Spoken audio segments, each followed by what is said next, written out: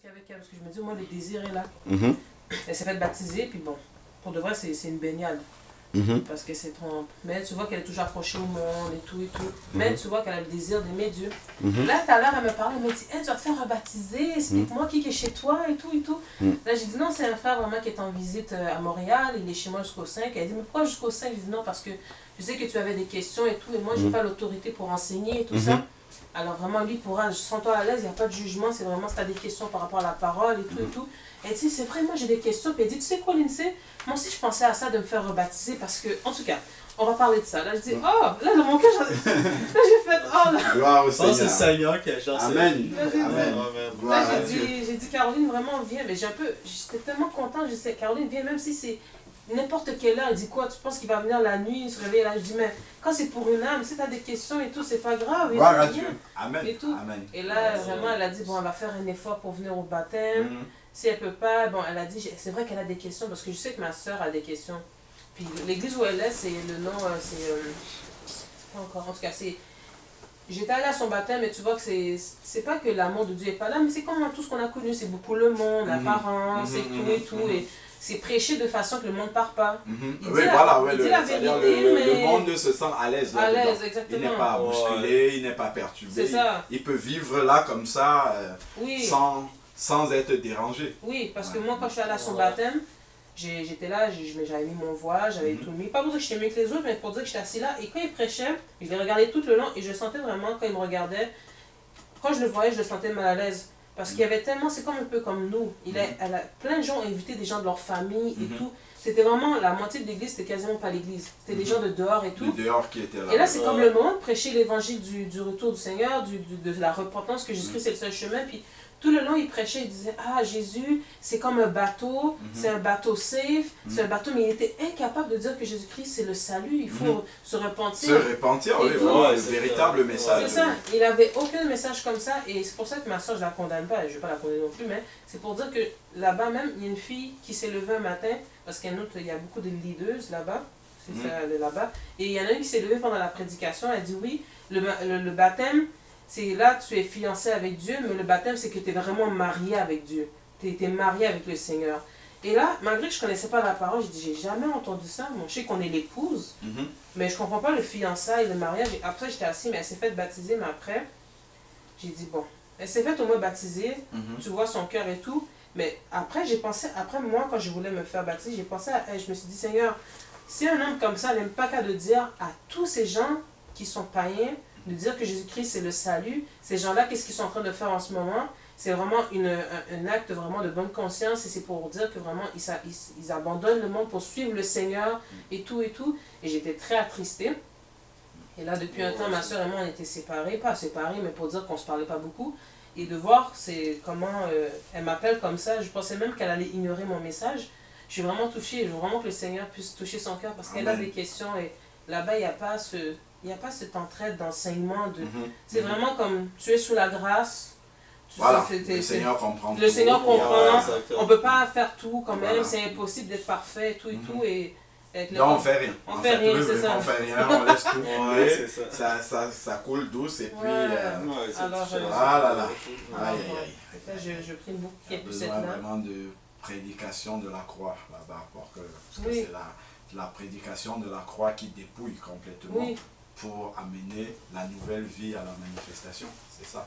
C'est ça, il faut crucifier la chair, crucifier les convoitises, accepter vraiment que la croix de Jésus passe et nous dépouille totalement. Parce que c'est bien de dire que je suis une nouvelle créature, mais si on ne voit pas la manifestation de la nouvelle créature, ça veut dire que en fait, on n'a pas atteint le but du Seigneur. Il faut que la nouvelle créature soit vue, que Christ soit manifesté au travers de ces personnes. Et pour que Christ soit manifesté, il faut la destruction de beaucoup de choses. Il faut la destruction du vieil homme, il faut la destruction de la chair, il faut la destruction, les convoitises, l'orgueil de la vie, tout ça c'est dans le cœur, tout ça doit être crucifié. Et c'est ce qu'on voit dans la parole de Dieu avec les Israélites. Quand les Israélites sont sortis du désert, certes ils avaient vu les miracles que le Seigneur avait accomplis au travers de la main de Moïse, ils avaient vu les 10 plaies d'Égypte, tout ça et tout. Seulement, ils sont sortis. il fallait que le Seigneur les dépouille de l'Égypte. Parce qu'ils étaient sortis d'Égypte, mais ils étaient sortis avec l'Égypte dans le cœur. Et il fallait que le Seigneur détruise l'Égypte qui était encore dans leur cœur, afin qu'arrivés à Canaan, qu'ils n'arrivent pas là-bas avec la mentalité d'Égypte. Qu'ils n'arrivent pas là-bas avec le cœur encore en Égypte.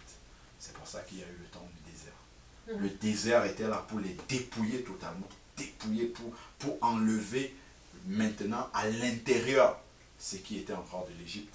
Et c'est pour ça que quand on les voit dans le désert, on voit vraiment comment ils manifestent encore, voilà, pourquoi tu nous amènes dans ce désert affreux? N'y avait-il pas suffisamment de terre pour nous laisser mourir en Égypte? En Égypte, il y avait les concombres, il y avait la viande, il y avait des trucs. Donc, c'est là où ils commencent à révéler par la bouche, en fait, ce qu'il y avait dans leur cœur. Comme le Seigneur nous dit, c'est de l'abondance du cœur que la bouche parle. Donc là, ils ont commencé à révéler par leur confession verbale la réalité qu'il y avait dans leur cœur, l'Égypte. Et ça, c'est le but de la croix. La croix doit détruire tout ce qui est encore convoitise du monde, convoitise charnelle, toutes ces choses-là. C'est la croix qui doit être prêchée pour détruire ça totalement. Mais à la base déjà, il faut que les personnes aient une vraie conversion. Vraie conversion, qu'on leur ait prêché la repentance, qu'ils se soient repentis, qu'ils aient pris l'engagement de suivre le Seigneur véritablement, d'abandonner leur vie ancienne avec le péché qu'il y avait dedans, d'accepter le demi-tour complet, de leur expliquer vraiment que la nouvelle vie en Jésus-Christ, c'est le transport d'un royaume à un autre. C'est ce que la parole de Dieu nous dit dans Colossiens chapitre 1, verset 13.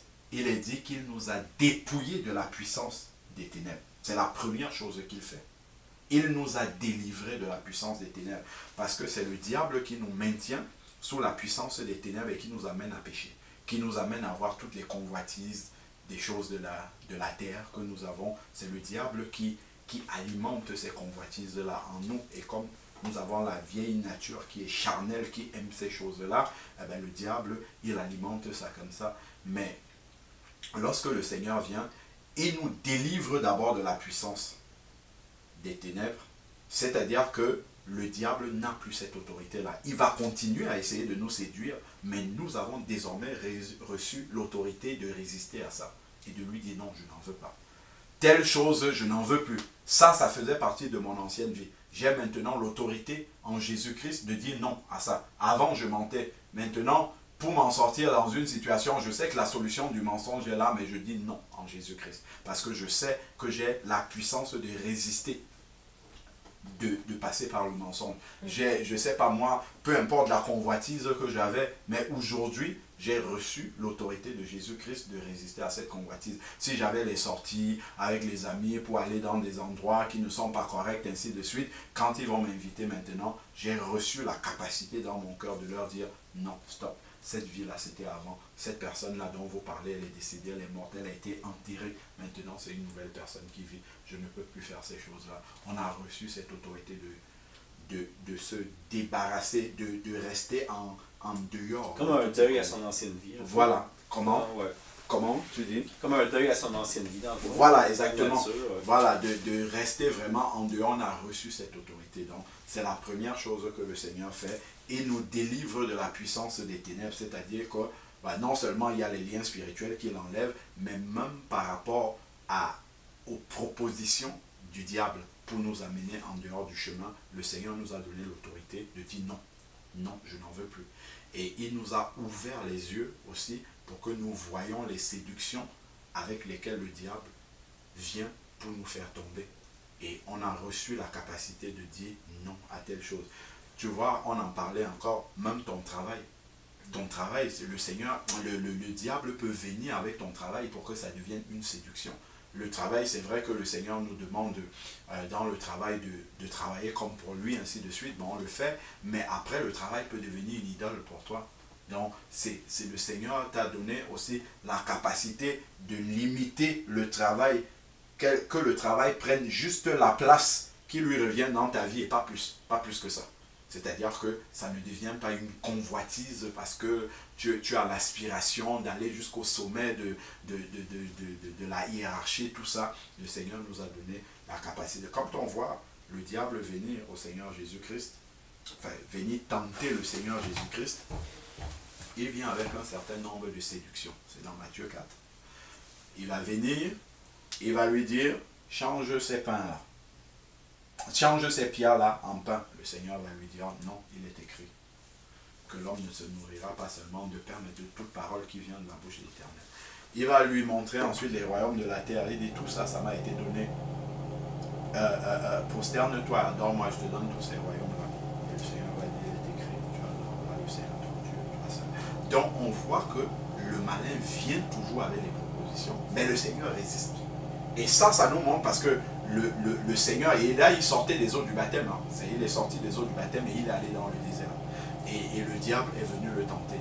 Donc par la résistance du Seigneur Jésus-Christ dans Matthieu chapitre 4, la résistance au diable, aux propositions, différentes propositions du diable, ça montre vraiment que le disciple, puisqu'il est le chemin, la vérité et la vie, il est le modèle, il nous montre par là que le disciple a reçu l'autorité spirituelle de résister à toutes les séductions du diable, toutes les propositions avec lesquelles le diable vient pour le faire tomber. Il a reçu l'autorité de pouvoir résister à tout cela. Quand le diable vient avec, ça séduit la chair. Quand il lui dit transforme les pains, les pierres qui sont là en pain, la chair de Jésus aurait pu être séduite et dire, mais quand je vais transformer ces pierres-là en pain, on saura vraiment que je suis le Fils de Dieu. J'aurais démontré la puissance, des gens vont me suivre et tout. Jésus a dit non.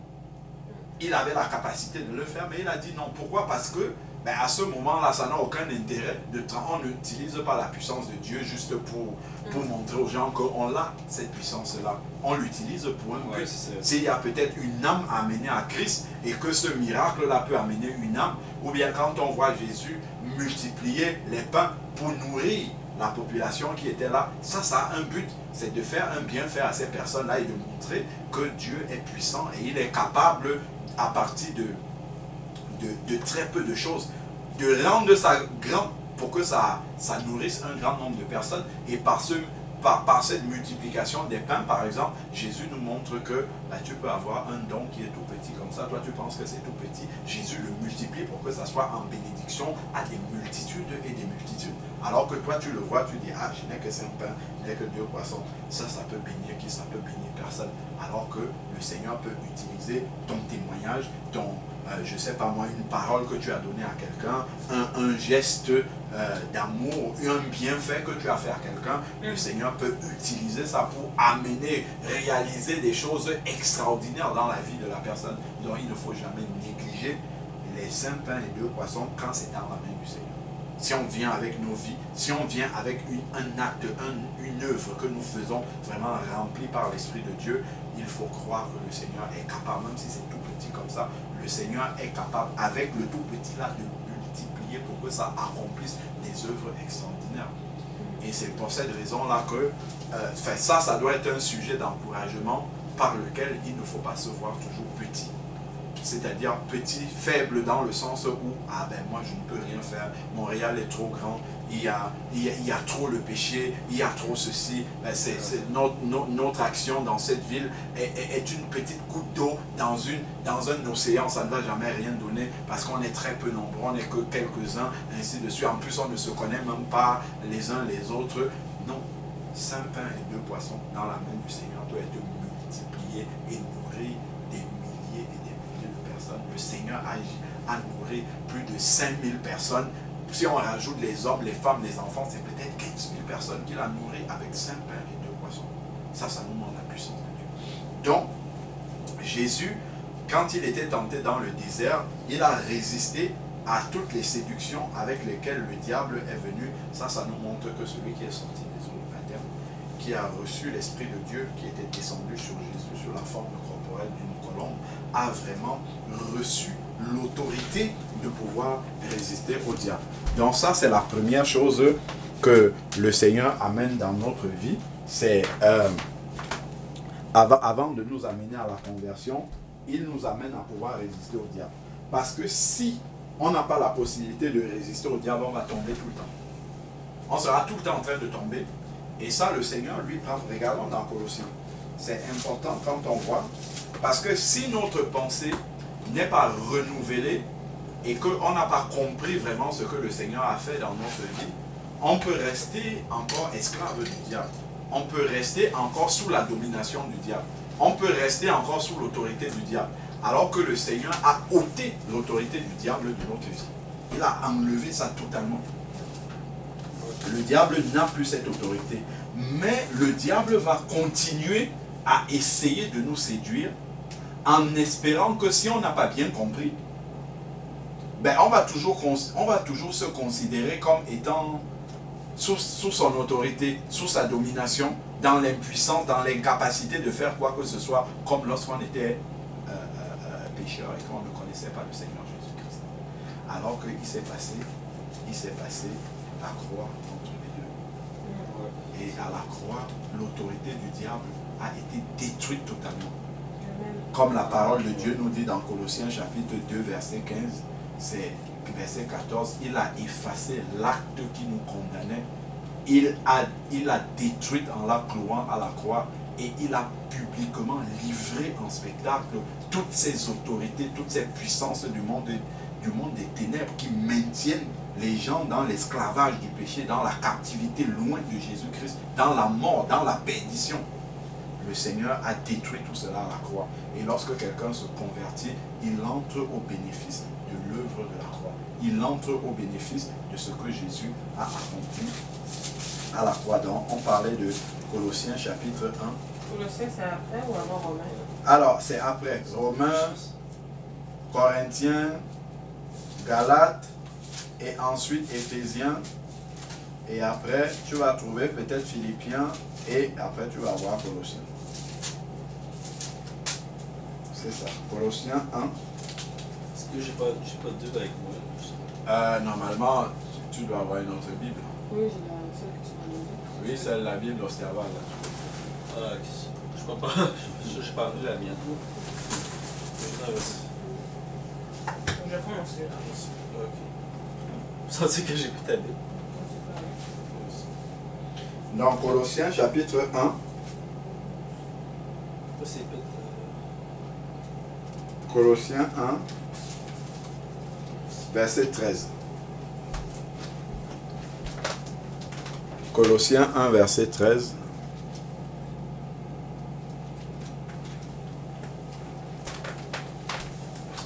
Colossiens 1, verset 13, il dit,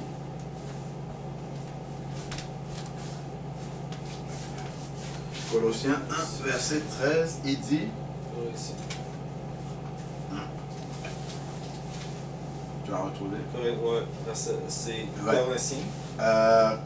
Colossiens. C-O-L-O. C-O-L-O, oui, c'est ça. Ok. Colossiens 1, verset 13. Parce que je lis la Bible en anglais. Ah, tu lis dans la Bible en anglais? Je lisais en français avant, mais c'est juste qu'il m'est arrivé un incident avec ma Bible version française. Elle a été endommagée par l'eau. Quand je fais du canot, j'avais chaviré dans le canot, puis là, la Bible était dans mon sac, puis ça a tout endommagé. Puis ça m'avait endommagé ma Bible. Colossiens quoi? Colossiens chapitre 1. Ça, là, c'est donc là, tu es où? Tu es à quel niveau? J'étais à Isaïe. Ah non, remonte dans le Nouveau Testament, Matthieu, Jean, jusqu'à Jean. Après Jean, tu vas avoir Actes des Apôtres, Romains, ainsi de suite, et tu remontes. Ouais. Ok, là, je suis Matthieu, c'est après Matthieu. Oui, bah, Jean, remonte jusqu'à Jean. Après Ouais. Jean, tu as Actes des Apôtres, tu as Romains. Après Romains, tu as Corinthiens 1, 2, tu as Galates. Là, je suis dans Actes. Voilà, Ouais. continue à avancer. Romain.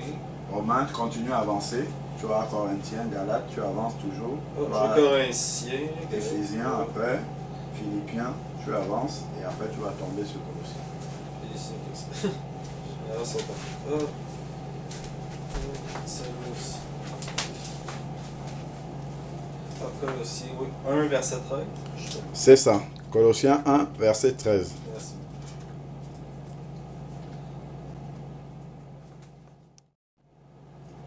Donc, Colossiens chapitre 1, verset 13. Donc, c'est là où le Seigneur nous explique un peu ce qu'il a accompli dans nos vies par la conversion. Il nous a délivrés du pouvoir des ténèbres. Donc, il commence d'abord par dépouiller le diable. En fait, il a accompli cela il y a 2000 ans. Et lorsque quelqu'un l'accepte dans sa vie, ça devient vrai pour lui. Ah, ok. Voilà. Donc, ce qu'il a accompli dans le chapitre 2, tournons derrière, d'abord, on l'a dit tout à l'heure, mais on ne l'a pas lu, c'est chapitre 2, versets 14 à 15. Colossiens 2, versets 14 à 15, il est écrit: il a effacé l'acte rédigé, Colossiens chapitre 2, verset 14, il a effacé l'acte rédigé contre nous et dont les dispositions nous étaient contraires, dont les dispositions nous condamnaient. Il l'a supprimé en le clouant à la croix. Donc, lorsque le Seigneur n'avait pas encore accompli cela, le diable pouvait nous accuser. Celui qui n'est pas converti, par exemple, cette parole-là n'est pas vraie pour lui. Donc, le diable peut continuer à l'accuser. Le diable peut continuer donc, à avoir de l'autorité sur lui. Le diable peut le conduire dans toutes les voies. Mais, lorsque quelqu'un se convertit, le Seigneur accomplit, il efface cet acte-là qui était rédigé, il efface ça. Donc, ça n'existe plus. La condamnation pour lui n'existe plus. C'est pour ça qu'il est dit que l'enfant de Dieu, celui qui est né de Dieu, ne vient pas en jugement devant le Seigneur. Parce que cet acte-là a été effacé. Cet acte qui le condamnait dans son casier judiciaire qui le condamnait est vierge maintenant. Il a reçu un nouveau casier judiciaire qui est celui de Jésus-Christ. Donc ici, il a effacé l'acte rédigé contre nous et dont les dispositions nous étaient contraires. Il l'a supprimé en le clouant à la croix. Donc ensuite, maintenant, il a dépouillé. C'est-à-dire qu'il a enlevé la puissance, il a dépouillé les principautés et les pouvoirs et les a publiquement livrés en spectacle en triomphant de la croix. C'est-à-dire que l'autorité que le diable avait sur les personnes, Jésus a détruit cette autorité-là à la croix, en sorte que le diable n'a plus la puissance et la capacité de séduction. C'est pour ça que quand quelqu'un naît de nouveau, ça devient vrai pour lui. Il ne faudrait plus qu'il dise « Ah, voilà, c'est plus fort que moi. Je ne sais pas comment faire tel péché ou bien telle façon de faire. Je n'arrive pas à m'en sortir. C'est plus difficile que moi. Je ne peux pas. » Quelle que soit la forme de transgression de la parole de Dieu, que ce soit la colère, que ce soit l'alcool, la cigarette, je ne sais pas. Peu importe toute forme de transgression devant le Seigneur, nous sommes libres de ça au nom de Jésus-Christ. Lorsqu'on reçoit Jésus-Christ dans sa vie, nous sommes libres de ça. J'ai déjà discuté avec des sœurs, des enfants de Dieu qui n'arrivent pas à abandonner la cigarette. C'est parce que la pensée n'est pas renouvelée. Une fois que ta pensée est renouvelée, tu comprends que la cigarette n'a plus aucune autorité sur moi. Celui, je ne sais pas moi, peu importe peu importe la forme de transgression qu'il peut avoir, ça n'a plus aucune autorité dans ma vie. C'est terminé. Le mensonge n'a plus aucune autorité dans ma vie.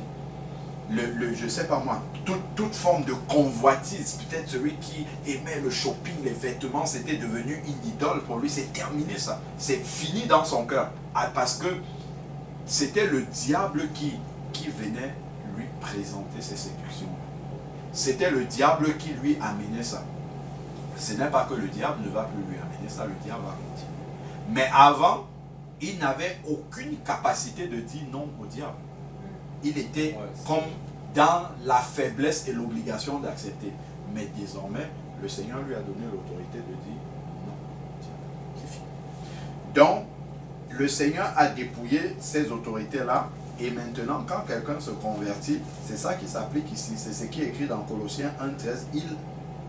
Il nous a délivrés du pouvoir des ténèbres. C'est ce qui a été accompli là-bas il y a 2000 ans. Et chaque fois qu'une personne se convertit, ça devient vrai dans sa vie. Ça s'accomplit pour lui. Donc maintenant qu'il est délivré de la puissance des ténèbres, le Seigneur ne nous laisse pas là à la disposition du diable. Il va nous faire passer par un voyage. Il va nous transporter. C'est ce qui est écrit. Il nous a transportés dans le royaume du Fils, de son Fils bien-aimé. C'est-à-dire qu'il nous a transportés dans le royaume de Dieu. Donc, en nous délivrant de la puissance des ténèbres, il nous amène dans le royaume de Dieu. Notre pensée, notre manière d'être, tout maintenant est désormais, comment dire, fonctionne conformément aux lois du royaume de Dieu. Parce que nous sommes entrés dans un nouveau royaume. Quand tu arrives dans un pays, je ne sais pas, tu arrives au Canada par exemple, ici, c'est le code civil du Canada qui s'applique à toi. C'est le code de la route du Canada. C'est en fait tout ce qui se passe ici sont régis par les lois d'ici. Si tu sors d'ici, tu vas en France, c'est un autre code qui s'applique là-bas. C'est d'autres lois qui s'appliquent là-bas. C'est la loi du pays. Donc, quand il nous a transportés dans le rang du Fils de son amour, et bien désormais, ça, nous devons prendre ça par la foi. De comprendre que maintenant, je suis un enfant et un citoyen du royaume de Dieu. Donc, j'ai été renouvelé, enfin, j'ai reçu la capacité, l'autorité de pouvoir résister au diable sur toutes les séductions, tout ce qu'il apporte pour essayer de m'amener à chuter. J'ai reçu cette autorité-là. Ayant reçu cette autorité-là, il faut que je l'accepte par la foi pour voir cela se manifester. Sinon, tout le temps, je serai en train de confesser la défaite. Ah, toi-même, tu vois, je suis encore tombé, c'est plus fort que moi. Ah, j'essaye, j'ai tout fait, j'ai prié, j'ai jeûné, j'ai fait ceci. Non, c'est que tu dois accepter par la foi. C'est une question de foi par rapport à ce que Jésus dit qu'il a fait. Il faut accepter cela pour voir cela se manifester. C'est d'abord un acte de foi dans ce que le Seigneur Jésus dit qu'il a accompli pour nous, et ensuite ça se manifeste pratiquement. Donc, si j'accepte que j'ai reçu l'autorité sur les démons, sur les serpents, sur les scorpions, n'importe quelle manifestation démoniaque que je viens, je prie au nom de Jésus et c'est terminé. Si j'ai reçu vraiment dans mon cœur que la chair n'a plus aucune autorité sur moi, la chair, les disputes, j'ai l'autorité. Quand une dispute, quelqu'un arrive pour se chamailler, se chicaner avec moi, j'ai reçu l'autorité de dire, Seigneur, je ne réagis pas, je vais le voir faire. Il va faire tout jusqu'au bout, je ne vais rien dire. J'ai reçu la capacité de me taire lorsque quelqu'un est en train de m'engueuler. Mais si, à un instant donné, je perds de vue, ma pensée n'est pas renouvelée sur le fait que j'ai reçu cette autorité-là, que maintenant, j'ai la capacité de ne plus réagir, je vais entrer dans la chair. Donc l'autre va me crier dessus, je vais le crier dessus aussi. Parce que j'ai oublié en fait qui je suis. J'ai oublié que le Seigneur m'a délivré de cette autorité-là. M'a délivré de cette comment dire, parce qu'en fait, en plus, c'est le diable qui nous séduit à faire ça. Nous a délivré de cette puissance que le diable avait de nous contraindre à faire des choses. J'ai été délivré de ça totalement. Donc, le combat que nous avons, c'est un combat spirituel. Hein. Le combat que nous avons, c'est de garder notre pensée constamment renouvelée sur ce que le Seigneur a fait pour nous à la combat. De l'avoir constamment présent dans notre esprit pour le voir se manifester. Si les enfants de Dieu marchent un temps, ils tombent, ils remontent, ils marchent, ils tombent, c'est parce que lorsqu'on tombe, c'est parce qu'on a quitté Jésus des yeux. C'est qu'on a oublié, notre pensée n'est pas renouvelée sur ce que le Seigneur a fait pour nous à la croix. Tant que ta pensée est renouvelée sur ce que est constamment renouvelée sur ce que Jésus a fait à la croix pour toi, tu vas marcher dans la victoire. Parce que tu as la foi dans l'œuvre que Jésus dit qu'il a fait de toi, tu verras cela s'accomplir. C'est cela, la Bible nous dit, il en sera fait à chacun selon sa foi. Il te sera fait selon ta foi. Si tu as reçu la foi que bon, de toute façon, Jésus, oui, il m'a délivré certes du péché, mais je vais quand même toujours pécher, ainsi de suite. Tu vas marcher, tomber tout le temps, tout le temps, tout le temps. Mais donc, il faut vraiment faire confiance au Seigneur, garder sa pensée. Et pour garder sa pensée, c'est d'être constamment dans la louange, dans l'adoration, dans les paroles qui rappellent ce que Jésus a fait pour nous. Il faut être constamment dans la méditation de la parole de Dieu pour occuper notre pensée. Donc, une des manières par lesquelles le diable va passer pour nous faire tomber, pour nous faire chuter, c'est qu'il va essayer d'occuper notre pensée par des choses vaines de ce monde. Il va te faire rester là devant la télé, écouter un programme qui va endormir ta pensée, qui va altérer ton discernement. Il va mettre devant tes yeux, on parlait tout à l'heure de la piscine et tout ça, des images qui ne sont pas bonnes, qui vont mal alimenter ta pensée, qui vont souiller ta pensée. est là et altérer ton discernement. Donc quand tu verras la séduction du diable arriver, ton discernement sera confus. Voilà, il sera confus et tu ne pourras plus dissocier ce qui est du malin de ce qui est de Dieu. Tu vas commencer à faire les compromis. Tu vas commencer à accepter ce qui est à la limite de ce qui vient de Dieu. Tu vas commencer à accepter ces compromis. Et c'est comme ça que le diable va réussir à avoir les enfants de Dieu. C'est un combat spirituel pour garder sa pensée constamment renouvelée. Vois par exemple quand tu vas au travail, tu vas écouter les collègues parler, tu seras tenté de parler avec eux et voilà comment tu te retrouves dans une conversation qui ne glorifie pas Dieu. Et tu es déjà parti, tu n'as pas fait attention, tu as commencé à discuter, c'est au milieu de la conversation, à un moment donné, l'Esprit de Dieu te reprend dans le cœur, tu vas dire, oula, mais qu'est-ce que j'ai fait? Pourquoi j'ai participé à ça? Pourquoi j'ai dit ça? Pourquoi ainsi de suite? Et tu es déjà tombé. Parce que tu n'as pas veillé. Dès le début, tu n'as pas préservé ta pensée toujours connectée à l'Esprit de Dieu, de te dire, non, je ne dois pas accepter ça. Je ne dois pas tomber là-dedans. Donc le combat spirituel que nous avons, c'est de garder notre pensée constamment connectée au Seigneur. Et pour ça, il faut l'entretenir. Il faut l'entretenir, comme je disais, par la parole, la méditation, la louange. Quand on est à l'extérieur, si ta pensée est très vagabonde, il faut l'occuper directement. Si tu as des écouteurs, dans les écouteurs, tu mets la louange, tu écoutes la louange ou une prédication ou simplement la Bible. Tu l'écoutes ainsi de suite pour que ta pensée reste toujours connectée au Seigneur. Parce que nous sommes dans une société où on va essayer de te polluer avec la télévision, on va essayer de te polluer avec les conversations qui ne glorifient pas Dieu, on va essayer de te polluer les affiches dans la rue, et ainsi de suite. Donc on va essayer de te mitrailler de partout pour que ta pensée soit atteinte, pour que ta pensée ne soit pas connectée. Et c'est comme ça que le diable réussit à avoir les enfants de Dieu. C'est écrit dans la Bible, 1 Jean chapitre 5, verset 19. 1 Jean 5, verset 19. Il est écrit que le monde est sous la domination du diable. Oui, ça c'est vrai. Quand on voit la manière dont le monde fonctionne, ben, il n'y a rien dans le monde qui amène les gens vers Dieu. Enfin, dans le fonctionnement du monde, hein, mais dans l'organisation de la société, tout est fait pour perdre les personnes, pour perdre les âmes, pour conduire les âmes à ne pas se soucier de leur éternité, donc pour conduire les âmes comme cela à la perdition. Et là maintenant, nous, une fois que le Seigneur nous a alertés par rapport à cela, nous devons être vigilants, nous devons veiller à avoir justement, à mettre en place les armes que le Seigneur nous donne pour préserver notre pensée, pour que notre pensée ne soit pas souillée. Et le diable, lui, il a compris qu'une fois que la pensée est atteinte, c'est terminé.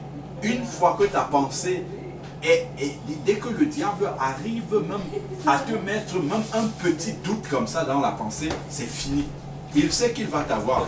La manière dont ta pensée est conditionnée, la manière dont ta pensée est conditionnée va te conduire à réagir d'une manière, bonsoir, va te conduire à réagir. Bonsoir, Alain Patrick. Bonsoir, Fabiola. Voilà, bienvenue. Merci. Mon chargeur. Voilà, ben tu peux t'asseoir là. Hein. Ok. Donc, ça va t'amener en fait à entrer dans le doute, et tu vas marcher d'une manière qui n'est pas celle d'un enfant de Dieu. Parce que ta pensée, elle est atteinte déjà. Ta pensée n'est pas sur le Seigneur. Tu vois, par exemple, lorsque nous voyons Pierre, l'apôtre, lorsque Jésus était en train de marcher sur les eaux, Jésus va appeler Pierre. Lorsque les disciples ont vu quelqu'un marcher sur les eaux, ils n'avaient pas reconnu que c'était Jésus-Christ. Et les disciples vont dire, Seigneur, enfin surtout Pierre, Pierre va le dire, Seigneur, si c'est toi, ordonne que je vienne. Le Seigneur lui dit, Pierre, viens.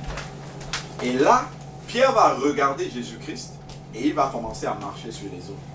Tant qu'il regardait le Seigneur Jésus-Christ, il marchait sur les eaux. C'est-à-dire que il faisait la même chose que Jésus. C'est-à-dire qu'il était à l'image de Jésus-Christ. Donc, tant que nous allons garder nos yeux fixés sur la parole du Seigneur, tant que notre pensée sera alimentée par la parole de Dieu, nous allons marcher comme Dieu veut. Nous allons marcher comme Jésus-Christ. Mais immédiatement, dès que nous allons quitter, notre pensée va être remplacée. La parole de Dieu va être remplacée dans notre pensée par autre chose. Nous allons commencer à marcher comme quelqu'un qui ne connaît pas Jésus-Christ. C'est ce qui arrivait à Pierre. Tant qu'il regardait Jésus, c'est l'image de garder la parole de Dieu dans notre pensée. Il marchait sur les eaux exactement comme Jésus-Christ. Ouais, donc, ça nous montre que si notre pensée est remplie de la parole de Dieu, à ce moment-là, nous marchons comme Dieu veut. Dès que nous allons quitter, comme Pierre a quitté Jésus des yeux, dès que nous allons oublier cette parole-là, nous allons retourner tout de suite dans la chair. Pierre est rentré directement, il a commencé à couler. Et il a crié, Seigneur, sauve-moi. Et dès qu'il a regardé, il a quitté Jésus des yeux, il a commencé à regarder. Là, il a plongé tout de suite. Parce que ses yeux n'étaient plus fixés sur Jésus. Ses yeux étaient fixés sur lui-même. C'est très pertinent comme exemple. Puis quand il le regardait, c'est là qu'il vraiment il flottait. Voilà. Tu vois, dès qu'il a quitté Jésus des yeux, il a commencé à regarder à lui-même. Ben, quand tu regardes à toi-même, tu vois ton incapacité. Tu ne peux pas marcher sur les eaux, tu ne peux pas braver les épreuves, tu ne peux pas marcher comme Dieu veut, parce que tu regardes à toi-même. C'est à Jésus qu'il faut regarder pour marcher comme Dieu veut. Donc, et le diable, il a compris que le plus grand, si tu veux amener un enfant de Dieu à tomber, c'est juste sa pensée. Si tu touches sa pensée, c'est fini. Ouais, c'est il est déstabilisé complètement. Si sa pensée n'est pas renouvelée, ben, un enfant de Dieu qui est par exemple dans son travail, s'il oublie qu'il est un enfant de Dieu, ben, c'est terminé, il va marcher comme tous les collègues. Il va faire toutes les mêmes bêtises, il va faire les commérages, il va parler des autres quand les autres ne sont pas là, il va faire comme eux, exactement comme eux, parce qu'à ce moment-là, il a oublié totalement qu'il est un enfant de Dieu. Il va comme être influencé par la voix du monde. Il va être influencé, exactement. Il va être influencé à cause de sa pensée. C'est pour ça qu'il faut rester assez, comment dire, il faut être conscient que toutes les informations qu'on reçoit dans ce monde-ci, c'est pour mal alimenter notre pensée. La télévision, les publicités que nous voyons dehors, tout ça, même les conversations des gens, le diable derrière tout cela, son but, c'est dans notre pensée d'enlever ce que nous recevons de la parole du Seigneur. Ce que nous recevons de la parole de Dieu. Même le progrès, toutes ces choses-là, tout ça, le diable utilise ça pour éloigner les âmes de Dieu également. Pour amener les gens à penser qu'ils peuvent vivre sans Dieu, qu'ils n'ont pas besoin de Dieu dans leur vie. Alors que tout ça, on voit que c'est quelque chose de très fragile. C'est très très fragile. Très fragile. Ce sur quoi les gens, ils ont bâti leur vie, ils ont bâti leur espérance dans l'argent, dans ceci, ainsi de suite. Mais tout ça, ça peut être ébranlé rapidement. Moi, je connais, en 2010, on était dans une assemblée haïtienne, quand il y avait eu... Quand il y avait eu le séisme en 2010, là, dans l'assemblée, il y avait des personnes qui travaillent en France depuis plus d'une trentaine d'années et qui avaient construit le pays. Donc, ils avaient leurs économies, tout. Ils avaient construit au pays, ils avaient bâti tout là-bas.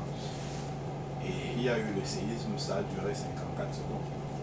En 54 secondes, ils ont perdu le fruit de toute une vie. Et puis là-bas, il n'y a pas d'assurance. Ça, au travers de ça, on voit combien, en fait, que quelqu'un peut avoir eu, c'est une espérance vaine, en fait. Ça peut être perdu comme ça sur quelques secondes, c'est terminé. Il n'y a plus tout ce qu'il a travaillé toute sa vie. Il s'est levé tous les matins pour aller chercher de l'argent envoyé au pays pour qu'on lui construise. En 54 secondes, c'est terminé, il n'y a plus tout ça. Si quelqu'un n'a pas, si tu n'as pas une assurance ferme en Jésus-Christ, tu peux perdre pied totalement, complètement. Tu imagines quelqu'un qui a travaillé ici, tout son rêve c'était, je prends ma retraite en France, je vais rentrer en Haïti, j'ai déjà ma maison, j'ai une base et tout. Et bien là, tu n'as plus rien du tout. Tu vas prendre ta retraite, tu vas dire je retourne au pays, il n'y a rien qui t'attend là-bas. Tu vois? Ben, quelqu'un comme ça, s'il n'a pas une espérance vivante, mais il va perdre pied totalement, complètement. Il peut devenir aigri, en fait, parce qu'il a basé son espérance sur quelque chose, il a bâti sur le sable. Ça ne tient pas. Donc, c'est pour cette raison-là que nous devons être conscients que le monde dans lequel nous vivons est dominé par le diable.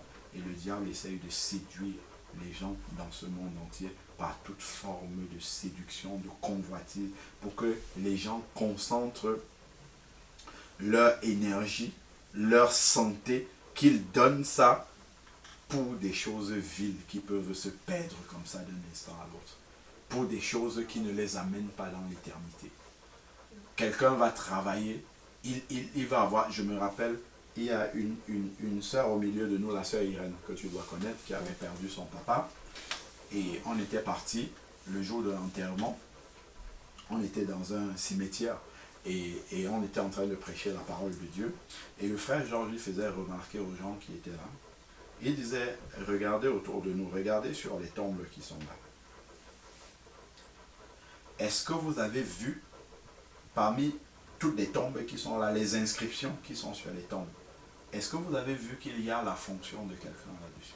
C'est que le nom de la personne et éventuellement sa date de naissance et tout. Donc que ça soit le président de la République des États-Unis, le président des États-Unis qui est là, et à côté de lui, il y a un sans domicile fixe, c'est la même chose. On ne sait pas qui est qui. Il y a juste là, je ne sais pas moi, Donald Trump ou Barack Obama, c'est écrit là.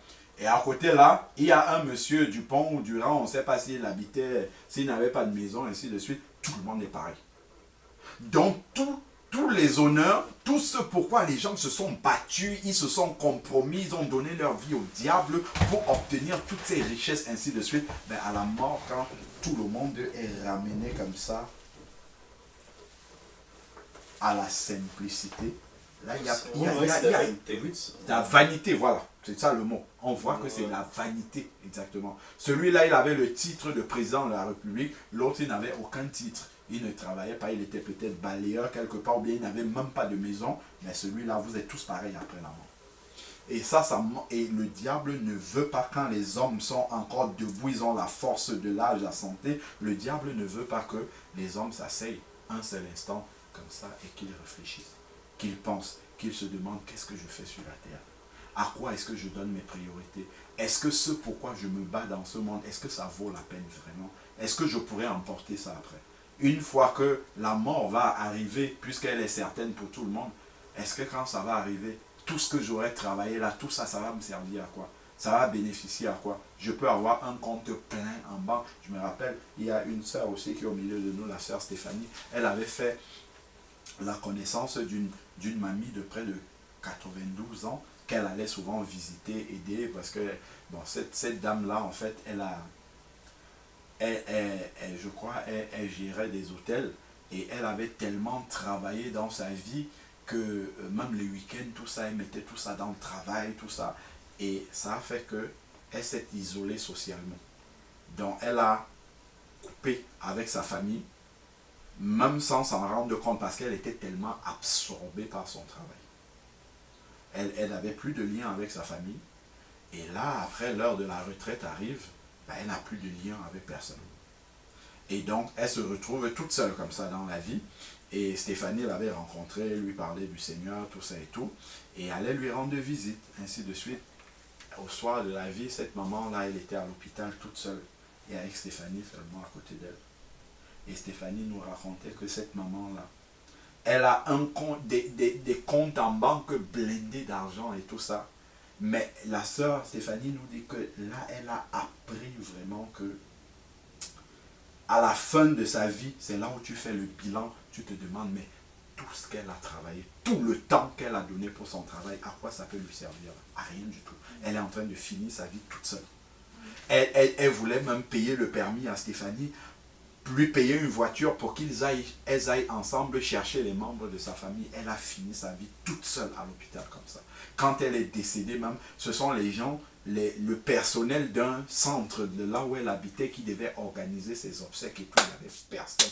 la seule personne qui la connaissait, c'était Stéphanie qui était là. C'est elle qui était plus présente pour elle. Voilà.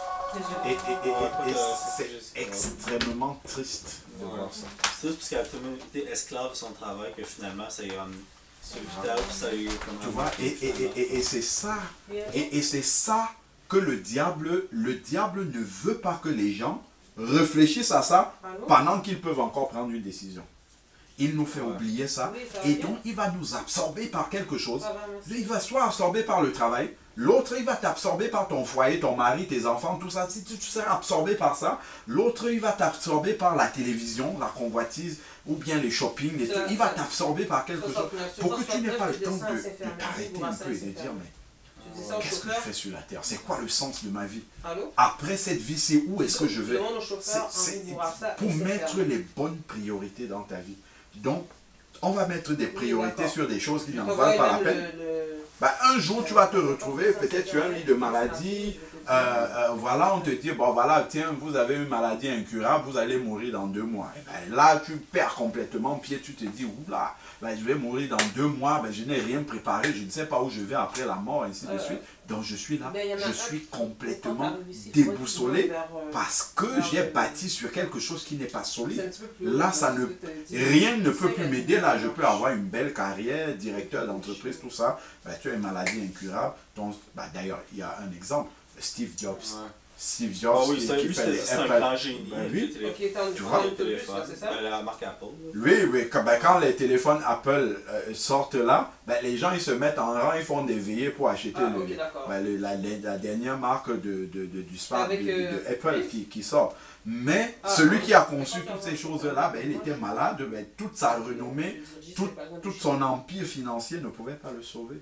Il est parti comme ça. La seule chose qui pouvait le sauver à ce moment-là, c'est sa relation avec Dieu, c'est l'amour de Dieu dans son cœur. C'est tout. Ça, c'est toujours pour la base, il faut tout le temps que ce soit Dieu, voilà. Dans toutes les situations. C'est ça. Et c'est là qu'on se rend compte que ben, tout le matériel qu'on a, toute la carrière que tu peux avoir, tout l'argent que tu peux avoir, tout ce que tu peux avoir, ceux qui sont des stars, qui ont tout le monde te connaît, tout le monde t'envie. Quand tu regardes Michael Jackson, comment il a fini tout seul et tout ça, tu te dis, mais voilà, mais c'est vanité tout ça. Complètement. La gloire de ce monde-ci, c'est vanité. Donc, il faut s'arrêter un peu et se dire, Seigneur, qu'est-ce que je fais sur la terre?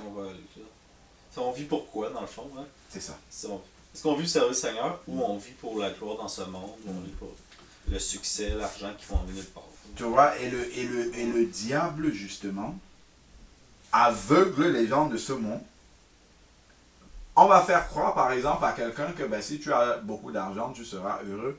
Ben, certains vont se battre pour ça. Ils ne vivent que pour avoir beaucoup d'argent. Certains réussissent même à avoir beaucoup d'argent, mais au final, tu te rends compte que ben, avoir beaucoup d'argent, ça ne te rend pas plus heureux qu'avant. Non, c'est parce que même les gens qui sont riches, même les multimilliardaires, avant, tu sais, quand j'avais plus d'argent dans la conversion, je me demandais pourquoi ils sont en dépression, pourquoi ils pensent à s'enlever la vie. Là. En conversion, j'ai vraiment un éclaircissement que l'argent, ça l'a juste amené finalement, ça amène juste des biens matériels. Les gens qui peuvent, peut-être demain matin, ils pourraient se payer un voyage en Chine, en première classe. Mais ça reste que ça amène juste à consommer par-dessus consommation. Tout simplement. Ça les empêche pas de mourir non plus, ils peuvent mourir du jour au lendemain comme ça aussi. Tout à fait. Tout à fait. J'ai rien envie d'avoir une grosse maison. Tout à fait. Ben ça nous montre vraiment que ce monde-ci, comme la Bible le dit, est vanité. Et le diable ne veut pas que nous acceptions et que nous comprenions que le monde dans lequel nous sommes est vanité. Ça ne sert à rien. Enfin, c'est une vanité d'essayer de courir après toutes ces choses-là. La chose la plus importante sur laquelle il faut mettre toute son énergie, c'est sa relation avec Dieu, parce que c'est ça qu'on pourra emporter en partant sur cette terre. C'est ça qu'on pourra emporter. Tout le reste là, ça n'a absolument aucune importance. Ça n'a aucune importance. Et donc le diable va nous occuper, il va nous absorber avec toutes sortes de choses. va nous absorber avec, même quand tu prends les vacances, au lieu de t'arrêter, de te reposer, pour réfléchir, pour penser, ah non, voyage, il faut que je voyage à tel endroit, que j'aille là. Et puis voilà, la pensée est toujours occupée. Toujours, toujours, toujours. Le diable, il essaye toujours d'occuper notre pensée par quelque chose, pour qu'on n'ait pas le temps de s'arrêter et de se poser les vraies questions. Et ces vraies questions-là, ça fait peur à beaucoup de personnes, hein, parce que on se rend compte que si notre pensée n'est pas meublée par toutes ces choses-là, on a peur, parce qu'on se dit, effectivement, si je meurs aujourd'hui, où est-ce que je vais? Est-ce que j'ai préparé? On ne pense pas à ça.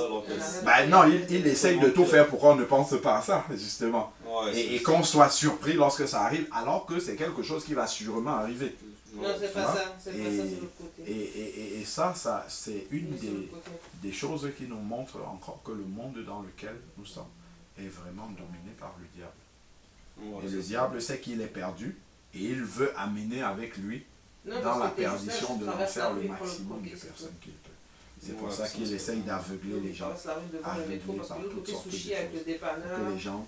que les gens ne s'attachent pas au salut de leur âme, qui s'intéressent à toutes ces vanités-là, et à la fin ils sont surpris. Ouais, pas que ça, jugement, puis qu'après ça. Un métro, ça ne faut pas se ramasser comme au jour du jugement, puis ça on dit qu'il n'y aura vraiment pas d'excuse au jour du jugement, là. Après tout ce que le Seigneur qui fait, là. Tout à fait. Ouais. Tout à fait. Devant black and white?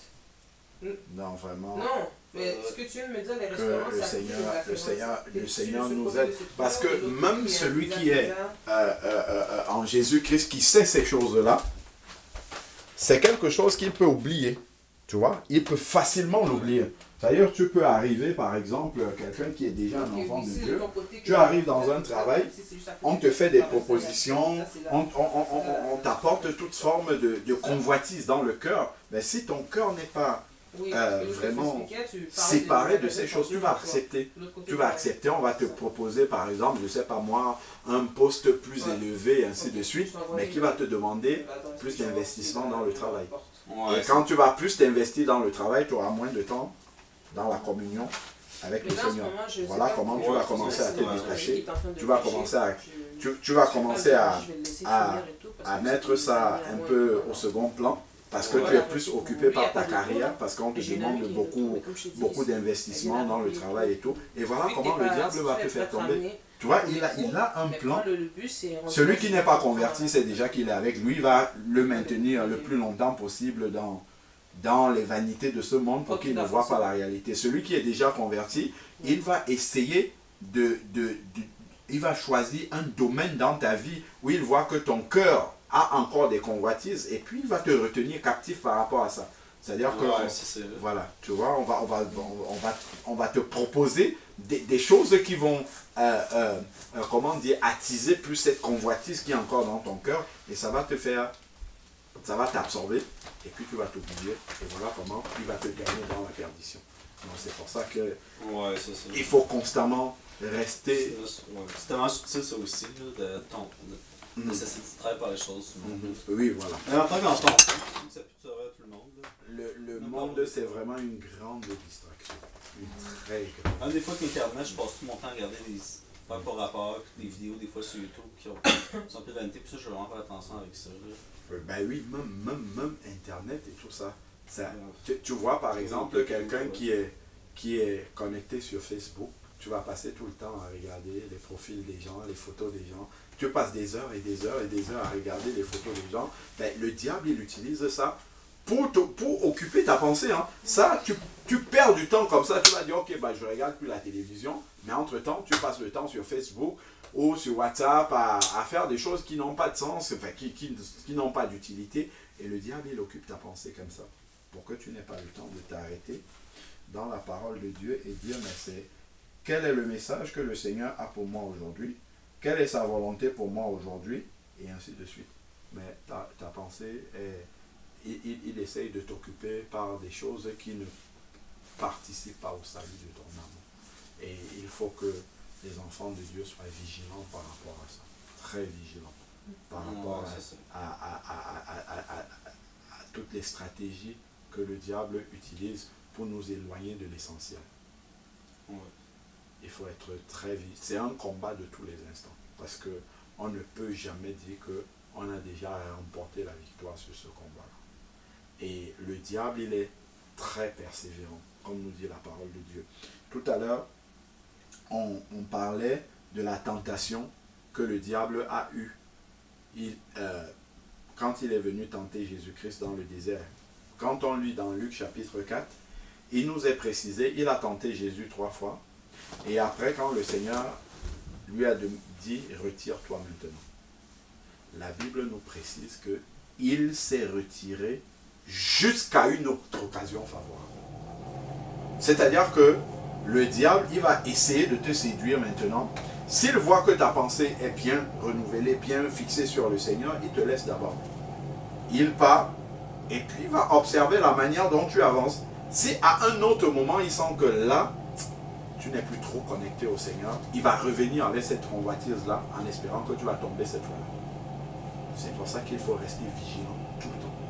Tout le temps vigilant, tout le temps vigilant. Si à un moment donné, tu baisses la garde, c'est là où le diable va frapper. Même la méditation de la parole de Dieu, il faut qu'elle soit quotidienne, qu'elle soit régulière, pour que la pensée soit constamment renouvelée. Dès que tu commences à négliger un peu, ah aujourd'hui je ne médite pas, je suis fatigué, demain, bon, encore je ne médite pas, c'est pas... Et là, le diable commence à t'amener sur un autre terrain. Tu commences à relativiser la parole de Dieu. Les victoires que tu avais déjà acquises, tu commences à perdre du terrain. Tu recommences à faire les péchés que tu avais déjà abandonnés. Parce que la parole s'est éloignée. C'est la parole qui maintient la crainte de Dieu dans ton cœur et qui te maintient éloigné du péché. Mais dès que tu t'éloignes aussi de cette parole-là, tu commences à la laisser. Tu vas commencer, oh bah ça c'est pas très grave. Oh ça c'est pas très grave. C'est pas grave, Dieu ne voit pas ça. Les raisonnements commencent. Les raisonnements commencent. Et le diable, il a un plan adapté pour chaque enfant. Il a un plan adapté pour arriver à faire tomber un enfant de Dieu. Et il est persévérant, il est très patient. C'est qui dort jamais, comme on dit en fait. Voilà. Il est très patient. C'est-à-dire, si tu ne tombes pas une fois, le diable ne va pas s'arrêter. À la première fois, il ne va pas s'arrêter. Il va revenir une deuxième fois. Il va revenir une troisième fois. Et il va revenir jusqu'à te faire tomber. C'est pour ça qu'il faut qu'on reste vigilant tout le temps. Tant que le diable n'est pas encore enchaîné, comme nous dit le livre d'Apocalypse, il faut rester vigilant. Il faut rester vigilant tout le temps. Donc, vraiment, soyons conscients de ça et demeurons toujours dans la prière au Seigneur, que le Seigneur nous aide à ne pas nous éloigner, à ne pas quitter Jésus des yeux. Quand on dit quitter Jésus des yeux, c'est sa parole. C'est avoir toujours sa parole dans nos cœurs, toujours en train de méditer sa parole, en train de la repasser dans nos cœurs pour ne pas s'éloigner. Amen. Amen. Comment tu t'appelles? Fabiola. Fabiola, d'accord. Ok. Et tu es converti à Jésus-Christ déjà? Oui, oui, oui. D'accord. Je suis baptisée. D'accord, tu es passé dans les eaux du baptême déjà? Oui, oui, déjà, oui. D'accord, d'accord. Ça fait longtemps? Ben, je viens d'avoir 1 an. Ah, d'accord. Ok, gloire à Dieu. Gloire à Dieu. Et comment tu t'es converti? À l'église.